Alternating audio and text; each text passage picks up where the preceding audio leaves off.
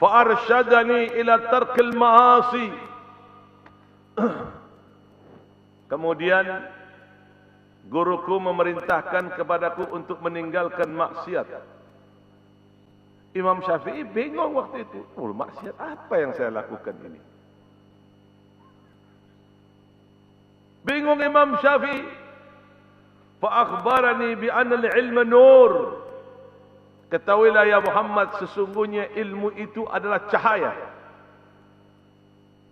Lihat sampean, orang-orang yang mempunyai ilmunya Allah Ta'ala itu wajahnya terang benderang.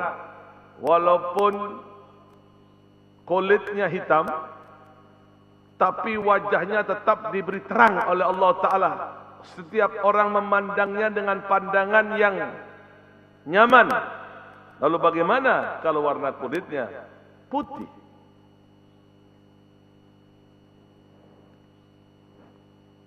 Fa akhbarani bi anna al-ilma nur. Dan guruku memberikan kabar kepadaku bahwa ilmu itu adalah cahaya. Nurullahi la yuhda li'asi. Sesungguhnya cahayanya Allah Ta'ala tidak diberikan kepada ahli maksiat. Imam Syafi'i bingung waktu itu. Apa ya maksiat apa ini ya?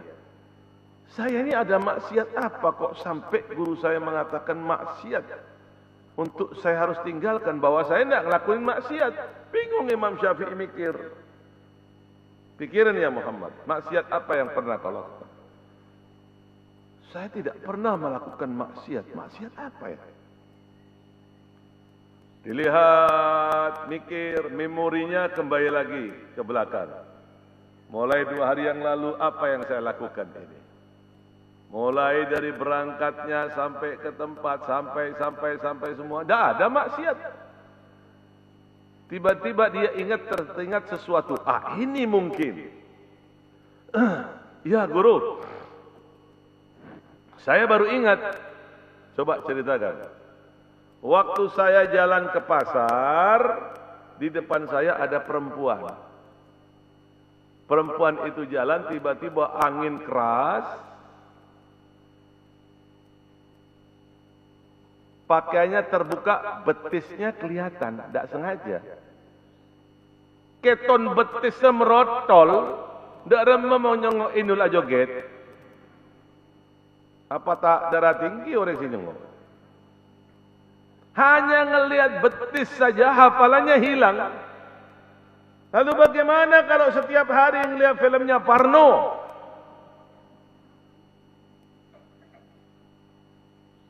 Makanya sampai lihat orang-orang ahli maksiat itu kalau saya menajak omong tidak nyambung. Mesti diulang-ulang lagi. Kabel-kabelnya itu banyak yang konslet. Ya. Boleh sampean lihat ya. Boleh sampean tanya kepada dokter ahli kejiwaan, apa yang dimaksud dengan narkoba mata itu? Narkoba mata itu adalah film-film porno, maksiat. Narkoba mata itu bisa menyebabkan sel-sel anggota tubuh yang lain melemah, bahkan bisa konslet dalam sekejap. Sama seperti orang yang kecanduan maksiat, kecanduan film-film yang na'udzubillah min dalik itu, sama seperti orang yang naik sepeda motor, tiba-tiba dia jatuh, tiba-tiba kepalanya kebentur. Subhanallah. Lihat bagaimanakah bahayanya dampak dari maksiat menyebabkan jiwa seseorang menjadi goncang.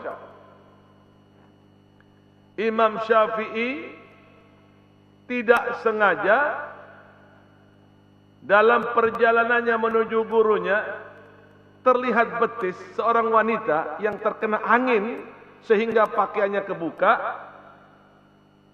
betisnya kelihatan. Hanya dengan betis saja hafalannya melemah. Allahu Akbar walillahil hamd. Makanya kalau tidak dijaga, hati ini maka anggota tubuh yang lain tidak karu-karuan.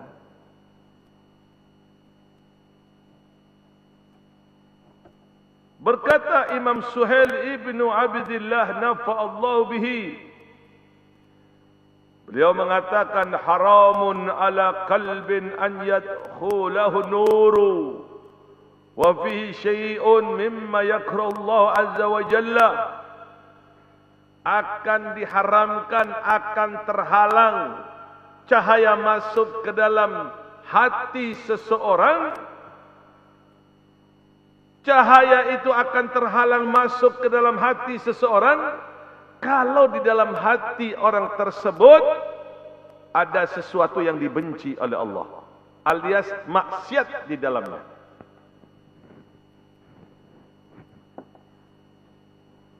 Makanya harus hati-hati. Sampai lihat orang-orang ahli maksiat. Tidak ada ceritanya orang ahli maksiat, ahli ibadah itu tidak ada. Tidak ada ceritanya orang ahli maksiat, ahli ibadah itu tidak ada. Kecuali kalau ahli maksiat itu bertaubat kepada Gusti Allah, mendapatkan hidayah dari Allah, ya baru dia mendapatkan predikat ahli ibadah kepada Allah selanjutnya. Tapi untuk pertama kali berat sekali dia. Dan kita harus kembali kepada diri kita sendiri. Kadang-kadang salat tahajud yang kita lakukan malam itu berat sekali. Betul tidak? Betul tidak? Yaitu akibat maksiat yang tersimpan di dalam hati kita.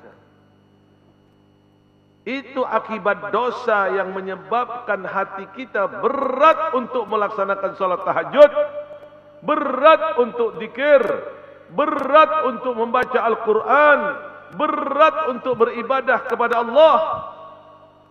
Kadang-kadang transaksi jual beli kalau tidak dibumbui dengan bumbuan dusta di dalamnya kurang hebat, kurang enak.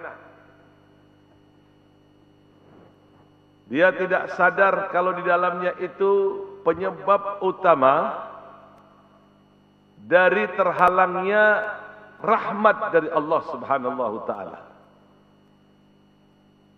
Nurnya Allah taala itu akan keluar dari tubuh seseorang dan tidak akan masuk ke dalam tubuh seseorang kalau di dalam hati itu ada hal-hal yang dibenci oleh Allah taala. Di sinilah pentingnya kita ini memperbaiki hubungan kita dengan Allah. Tidak usah kecil hati. Seberapapun dosa yang pernah sampean lakukan, sebesar apapun dosa yang pernah sampean lakukan, pada saat sampean memohon ampun kepada Allah, selama itu hubungan sampean dengan Allah, selama itu dosa antara sampean dengan Gusti Allah, biar sampean datang membawa dosa seluas langit dan bumi, maka Allah Ta'ala akan ampuni dosa sampean kalau sampean mohon ampun kepada Allah. Qul ya ibadiyalladzina asrafu ala anfusihim la taqnatu min rahmatillah innallaha yaghfiru dhunuba jami'an innahu wal ghafurur rahim. Katakanlah ya Muhammad kepada hambaku yang banyak berbuat dosa, yang bertaburan dosa siang dan malam, jangan berputus asa dengan rahmatku, kata Allah. Kalau engkau datang memohon ampun kepadaku, aku akan ampuni dosamu. Sebesar apapun, fala ubali, aku tidak memperdulikan. Ya, mau sampean tak nyoon sepora, kipak kun tak yampunin di Gusti Allah. Kalau sampean tidak minta maaf kepada Allah Ta'ala, tetap dosa itu akan melekat di dalam hati sampean. Kalau sampean gengsi, tidak mau mengadahkan tangan sampean, tidak mau mengangkat tangan, tidak mau menangis, tidak mau bertobat dengan taubat dan nasuha, tetap dosa itu akan melekat sampai mati sampean. Tapi kalau sampean mohon ampun kepada Allah, Tuhan kita Allah Maha Pengampun, Tuhan kita Maha Penyayang, sebesar apapun. Ini tidak pernah terjadi di zaman-zaman nabi-nabi sabiqah, nabi-nabi terdahulu.